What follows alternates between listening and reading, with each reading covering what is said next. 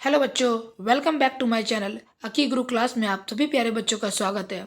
तो बच्चों, जैसा कि आप थंबनेल में देख चुके हैं कि 10 सब्जेक्टिव क्वेश्चन का कलेक्शन है बच्चों। मोस्ट इंपॉर्टेंट 10 ऑब्जेक्टिव क्वेश्चन है बच्चों, सब्जेक्टिव क्वेश्चन है। मैं आपको इस वीडियो में 10 सब्जेक्टिव क्वेश्चन करवाऊंगा और ऐसे क्वेश्चन है वो जो आपकी संभावनाएं बनती हैं कि एग्जाम में आपको एक न एक दो प्रश्न जो है वो सब्जेक्टिव के तौर पर जरूर से देखने को मिलेंगे। तो बच्चों, बस इतना कहूँगा कि आप वीडियो के अंत तक बने रहें। ऐसे प्रश्न जरूर ना एक प्रश्न जरूर आपको एग्जाम में देखने को मिलेंगे। तो इस वीडियो के साथ साथ ही क्वेश्चन को रट जाइए, याद कर लीजिए। ठीक है बच्चों। अगर आप बच्चों, आपसे एक रिक्वेस्ट करूंगा, अगर अभी तक आपने चैनल को सब्सक्राइब नहीं किया है तो चैनल को सब्सक्राइब कर बेल आइकन घंटे जरूर से प्रेस कर ले। तो चलिए बच्चों, अपने वीडियो के फर्स्ट पार्ट के फर्स्ट क्वेश्चन पे चलते हैं कि सब्जेक्टिव का फर्स्ट क्वेश्चन क्या है। ठीक है बच्चों, देखिए पहला प्रश्न है कि प्रकाश क्या है। क्या है बच्चों? प्रकाश क्या है, इसकी विशेषताओं को लिखिए। ठीक है बच्चों। तो आंसर क्या है बच्चों? देखिए इसका आंसर क्या है। प्रकाश एक ऐसा माध्यम है जिसके द्वारा किसी वस्तु को देखने की अनुभूति होती है, उसे प्रकाश कहते हैं। मतलब देखो बच्चों, आप किसी भी वस्तु को तभी देख पाओगे जब उस वस्तु पर किसी भी प्रकार का प्रकाश पड़ता है। जब उस वस्तु पे किसी प्रकार का प्रकाश पड़ेगा, वहां से टकरा कर प्रकाश आपकी आंखों के पास पहुंचेगा, तब उस वस्तु को आप देख पाएंगे। देखिए प्रकाश की विशेषताएं क्या है। प्रकाश ऊर्जा का एक रूप है बच्चों। प्रकाश से चुंबकीय तरंग भी है। ठीक है बच्चों, प्रकाश चुंबकीय तरंग भी है। तीसरा, प्रकाश की चाल सबसे अधिक निर्वात में होती है। किस में होती है बच्चों? निर्वात में होती है चाल जो है सबसे अधिक। चौथा, प्रकाश सदैव सीधी रेखा में गमन करता है। पांचवा, प्रकाश एक अनुप्रस्थ तरंग है। ठीक है बच्चों, तो इस तरीके से आप प्रकाश क्या है, उम्मीद है कि आपने इस प्रश्न को अच्छे से समझ लिया होगा। आप स्क्रीनशॉट ले लीजिए, आप इसको याद कर लीजिएगा बच्चों। ठीक है। अगला प्रश्न बच्चों, प्रकाश की परिकिरणन से आप क्या समझते हैं, इसे एक उदाहरण देकर समझाएं। बच्चों, प्रकाश की परिकिरणन, परिकिरणन का मतलब अगर आपको पता चल गया ना तो आप इसका आंसर दे दोगे। परिकिरणन का मतलब देखिए मैं आपको समझाता हूँ क्या होता है। किसी भी कण जो वायुमंडल में, जो धूल कण जो उड़ता रहता है ना, उस पर जब कोई प्रकाश पड़ता है ना तो वो चारों दिशाओं में फैला देता है। उस प्रक्रिया को ही परिकिरण कहते हैं। देखिए जब प्रकाश की किरणें किसी कण से टकराकर सभी दिशाओं में फैल जाती है तो इस घटना को प्रकाश का परिकिरण कहते हैं। उदाहरण के लिए समझिए, प्रकाश के परिकिरण के कारण ही आकाश का रंग नीला दिखाई देता है। वायुमंडल में नीले रंग का परिकिरण सबसे अधिक होता है। ये बात आप याद रखिएगा। ये ऑब्जेक्टिव है कि किस रंग का प्रकीर्णन वायुमंडल में सबसे अधिक होता है, तो नीले रंग का याद रखिएगा। लेकिन प्रश्न का उत्तर आप ऐसे दे सकते हैं कि प्रकाश की प्रकीर्णन से हम यह समझते हैं कि जब कोई प्रकाश किसी वायुमंडल में कण पर टकराता है और वो सभी दिशाओं में फैला देता है, इस प्रक्रिया को प्रकीर्णन, प्रकाश का प्रकीर्णन कहते हैं। आई होप कि आप इस प्रश्न को अच्छे से समझ पाए होंगे। ठीक है, चलिए अगला प्रश्न समझते हैं। अगला प्रश्न देखिए, धातु और अधातु क्या है, उदाहरण देकर समझाइए। देखिए सबसे पहले धातु समझते हैं। धातु क्या है? धातु जिस तत्व के बाह्यतम या अंतिम कक्षा में, बच्चों कक्षा क्या होता है मैं आपको बता दूं। जो ये घेरा ऐसा होता है ना, के होता है, एल होता है, और ऐसे करके एम होता है, और ऐसे करके एन होता है। ठीक है, ये तो घेरा होता है ना बच्चों। इसमें अंतिम कक्षा में एक दो तीन, याद रखना बच्चों, धातु किसे कहते हैं? एक दो तीन रहे उसे धातु कहते हैं। अब क्या रहे? तो इलेक्ट्रॉन रहे। देखिए हम समझाते हैं आपको, बढ़िया समझाते हैं, समझने का प्रयत्न कीजिएगा।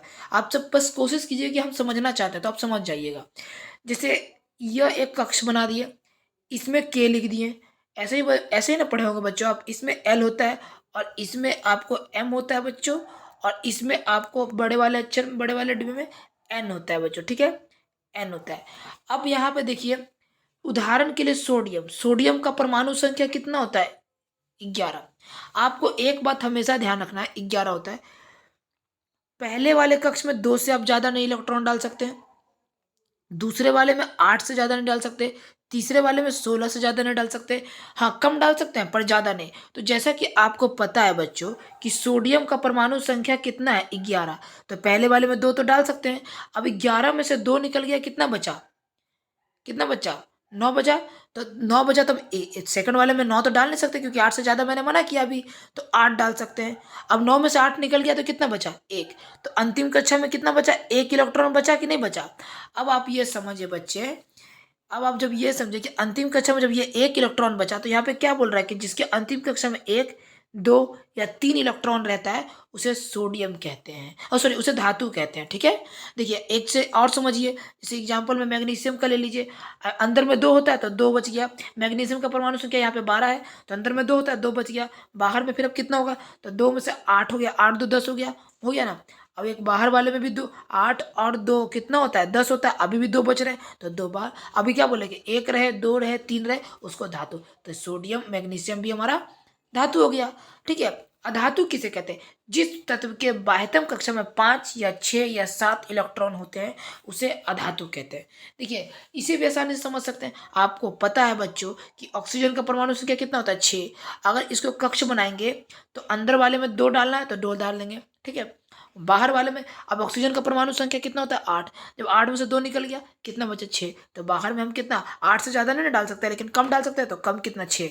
अभी क्या बताए कि जिस तत्व के बाह्यतम कक्ष में 5 और 6 है, तो बाह्यतम कक्ष में 6 है ना, तो ये अधातु हो गया। ठीक है, ऑक्सीजन भी ऐसे हो गया, फ्लोरीन भी हो गया। उम्मीद है बच्चों कि आपको पसंद आया। ठीक है बच्चों, अगर पसंद आ रहा है, अच्छा लग रहा है, तो वीडियो को लाइक कर दीजिए, और अभी तक चैनल को सब्सक्राइब नहीं किए तो चैनल को सब्सक्राइब कर बेल आइकन घंटे जरूर प्रेस कर लें। ठीक है बच्चों, चलिए अगले प्रश्न में चलते हैं। अगला प्रश्न देखिए बच्चों, अगला प्रश्न क्या है कि एस्टर के उपयोग को लिखें। किसके उपयोग को? तो एस्टर। देखिए एस्टर के प्रमुख उपयोग निम्नलिखित है। सबसे पहले एस्टर का प्रयोग पीने वाले पदार्थों में किया जाता है, पेय पदार्थ में। ठीक है, एस्टर का प्रयोग आइसक्रीम बनाने में किया जाता है। ठीक है, एस्टर का प्रयोग मिठाई बनाने में किया जाता है। ठीक है बच्चों, एस्टर का प्रयोग इत्र, इत्र समझते हैं ना बच्चों? सेंट, ठीक है, इत्र बनाने में किया जाता है। ठीक है बच्चों, तो ये चारों हम लोग एस्टर का प्रयोग करते हैं। उम्मीद है बच्चों कि आपको पसंद आ रहा होगा, समझ में आ रहा होगा। ठीक है बच्चों, चलिए एस्टर का प्रयोग तो बता दिए, अगले प्रश्न की ओर बढ़ते हैं। अगला प्रश्न क्या है बच्चों? 24 कैरेट सोना से आप क्या समझते हैं? What do you understand 24 carat सोना? आप बताइए कि 24 कैरेट सोना से आप क्या समझते हैं। देखिए बच्चों, आपको मैं अपने भाषा में बता दूं, 24 कैरेट सोना एक प्रकार का जो है ना, ये शुद्ध सोना होता है, और शुद्ध सोना से कभी भी आभूषण तैयार नहीं कर सकते। उसमें आप बिल्कुल नहीं तैयार कर सकते, क्योंकि 24 कैरेट का सोना बिल्कुल मुलायम होता है। आप हाथ से उसको थोड़ा सा मोड़िएगा, तुरंत मुड़ जाएगा आसानी से, तो उससे आभूषण तैयार नहीं कर सकते। इसलिए गहने बनाने के लिए 22 कैरेट का सोना लगता है। ठीक है, 2 कैरेट उसमें अलग धातु मिलाए जाते हैं। ठीक है, लेकिन हम इसका उत्तर क्या लिखे उसे समझिएगा। आप अपने भाषा में लिख सकते हैं, बट यहाँ भी देख लीजिए आप। शुद्ध सोना 24 कैरेट का होता है। यह बहुत मुलायम और नर्म होता है, जिसमें आभूषण नहीं बनाया जा सकता। इसे कठोर बनाने के लिए इसमें तांबा या चांदी मिलाई जाती है। अगर कोई चीज बच्चों, आप बच्चों गौर किए होंगे, ठीक उसी प्रकार बच्चों, जब आटा को ज़्यादा पानी डालने पर आटा गीला हो जाता है, तो उसको और टाइट करने के लिए उसमें और आटे डाले जाते हैं। ठीक है, जस्ट लाइक वही बच्चों, शुद्ध सोना को 24 कैरेट का होता है, बहुत मुलायम हो जाता है, उससे धातु आभूषण तैयार नहीं करते। तो उसी को शुद्ध मतलब उससे गहने बनाने के लिए 22 कैरेट सोना और 2 कैरेट अलग चीज मिलाए जाते हैं, चांदी या तांबा मिलाए जाते हैं, ताकि आभूषण बन पाए। और हमारे देश में आभूषण बनाने के लिए प्राय 22 कैरेट सोना का प्रयोग किया जाता है, और आभूषण 22 बनाने का 22 भाग सोना तथा 2 भाग चांदी मिलाया जाता है। उम्मीद है 22 भाग सोना बच्चों और 2 भाग अन्य तत्व तांबा या चांदी मिलाया जाता है। तो इसलिए 24 कैरेट सोना से हम यह समझते हैं। तो उम्मीद है कि आपने इसका भी बड़े आसानी से समझ लिया होगा। या तो नोट्स कर लीजिए बच्चों, कॉपी कलम लेके बैठिए, क्वेश्चन को उतार लीजिए। आप जब भी रिमेम्बरिंग करने के टाइमिंग होगा, आप उसे रिमेम्बर करें या फिर आप इसे याद कर लें। ठीक है, चलिए अगले प्रश्न की ओर बढ़ते हैं। देखिए अगला प्रश्न है, रेलवे का सिग्नल लाल रंग का होता है क्यों? प्रश्न है कि रेलवे का सिग्नल लाल रंग का होता है क्यों? तो बच्चों, लाल रंग का तरंग दैर्घ्य बहुत अधिक होता है। ठीक है, जिसके कारण लाल रंग का प्रकीर्णन बहुत ही कम होता है। और यह रंग कम फैलता है। जब यह रंग कम फैलता है तो कुएं या धुएं में स्पष्ट दिखाई देता है। इसलिए रेलवे का सिग्नल लाल रंग का होता है। ठीक है बच्चों, उम्मीद है आपको इस प्रश्न का भी आंसर मिल गया होगा और समझ में आया होगा। तो बच्चों आप इसका भी स्क्रीनशॉट ले लीजिए। ठीक है, चलिए अगले प्रश्न की ओर बढ़ते हैं। देखिए अगला प्रश्न है, वृक्क के 4 कार्यों का लिखें। देखिए एक ऑब्जेक्टिव बता देते हैं आपको। वृक्क के संरचनात्मक और क्रियात्मक इकाई को क्या कहते हैं बच्चों? तो नेफ्रॉन कहते हैं। ठीक है, अब यहाँ पे है वृक्क के 4 कार्य बताने हैं आपको। ऐसे 4 कार्य कौन कौन से हैं? तो पहला कार्य बच्चों मेरा, वृक्क नाइट्रोजन इस पदार्थ को शरीर से बाहर निष्कासित करता है। ठीक है, दूसरा, शरीर में जल की मात्रा को बैलेंस बनाए में सहायक होता है, संतुलन बनाए रखता है वृक्क। तीसरा समझ लो बच्चों, तीसरा क्या बच्चों? शरीर में असमान की मात्रा को संतुलित रखता है। मतलब शरीर में, यहाँ पे टाइपिंग मिल रहा है बच्चों, कुछ होगा यहाँ पे, एक सेकेंड मैं देख लेता हूँ। यहाँ अम्ल होगा बच्चों। ठीक है, शरीर में अम्ल की मात्रा को संतुलित रखता है। ठीक है, और लवण को संतुलन में सहायक होता है। तो वृक्क के 4 कार्य आप ऐसे लिख सकते हैं। ठीक है बच्चों, चलिए अगला प्रश्न देखिए। अगला प्रश्न है, प्रतिवर्ती धारा एवं दिष्ट धारा में अंतर बताएं। ठीक है बच्चों, बताना है आपको एसी और डीसी में अंतर। तो देखिए बढ़िया समझिएगा बच्चों, ये आप स्क्रीनशॉट लीजिए पहले, उसके बाद समझ लीजिएगा। ठीक है, देखिए प्रतिवर्ती धारा, इसमें धारा का मान और दिशा समय के साथ दोनों बदलते रहते हैं। ठीक है, और इसमें क्या, इसमें धारा का मान दिशा समय के साथ दोनों नहीं बदलते हैं। इसमें क्या है बच्चों, इससे दूर इलाकों में भेजा जा सकता है एसी धारा को, और डीसी धारा को दूर इलाकों में नहीं भेजा जा सकता। एसी धारा यह चालक के ऊपरी सतह पर प्रभावित होता है। ठीक है, और यह, एक मिनट बच्चों, ये काफी घातक होता है और ये कम घातक होता है। यह चालक के ऊपरी सतह पर प्रभावित होता है, यह चालक के भीतरी सतह पर प्रभावित होता है। इसे आसानी से उत्पन्न किया जा सकता है और इसे आसानी से उत्पन्न नहीं किया जा सकता है। तो इस प्रकार से प्रतिवर्ती धारा और दिष्ट धारा में अंतर है। आप बड़े प्रेम से इसको बड़े बढ़िया से याद करके लिख लीजिए, कोई कठिन नहीं है, बहुत आसान है। पढ़ लीजिए, याद कर लीजिए, तो सब चीज़ आसान है। नहीं पढ़े, नहीं लिखे, तो छोटा से छोटा चीज़ भी आपको कठिन लगेगा। तो इसलिए इस बार पढ़ लीजिए, याद कर लीजिए। समय नहीं है आपके पास, 14 फरवरी से एग्ज़ाम है, you have a no time. आप मन लगा के पढ़िए, बढ़िया से पढ़िए, और अपने आप को धोखा में मत दीजिए, धोखा मत दीजिए कि हम पढ़ रहे हैं। ऐसा पढ़िए कि खुद को विश्वास हो कि हाँ हम पढ़ रहे हैं। अच्छे नंबर लाकर माँ बाप के साथ साथ अपने गुरुजन का भी नाम रोशन करें। अपने स्कूल, विद्यालय, कोचिंग सबका नाम रोशन होगा। तो इसलिए अच्छे नंबर लाइए और दुनिया में आगे बढ़िए, तरक्की बढ़िए। अभी तो आपको बहुत आगे बढ़ना है। ठीक है, ये मैट्रिक मेन दरवाजा था, इसे आप अच्छे मार्क्स से खोलिए। ठीक है, चलिए अगले प्रश्न की ओर बढ़ते हैं। अगला प्रश्न है, चालक और अचालक पदार्थ क्या होता है? समझिएगा, बहुत बढ़िया समझिएगा। चालक पदार्थ वैसे पदार्थ है जिसमें विद्युत धारा प्रवाहित हो जाती है। विद्युत धारा मतलब समझते हैं, करंट, करंट, बिजली, उसे चालक पदार्थ कहते हैं। ठीक है बच्चों, सभी धातुएं विद्युत के चालक होती है। अच्छा, कौन कौन सा होता है जरा वो भी देख लो, किस किस में। तो जैसे एल्युमिनियम में करंट आ सकता है बच्चों, लोहा में भी आ सकता है बाबू, चांदी में भी आ सकता है, तांबा में भी, आदि, ये सब जितने भी धातु है इसमें आपको आता है। आदि का मतलब ये नहीं कि कोई धातु बोले, आदि मतलब और ईटीसी और कुछ तत्व हो सकते हैं। ठीक है, लोहा हो गया, तांबा हो गया, चांदी हो गया, एल्युमिनियम हो गया। ठीक है, इस प्रकार से आपको और भी तत्व है। अब ये चालक बता दिए बच्चों, अचालक क्या है देखिएगा। अचालक पदार्थ वैसे पदार्थ में विद्युत धारा प्रवाहित नहीं होती, उसे अचालक पदार्थ कहते हैं।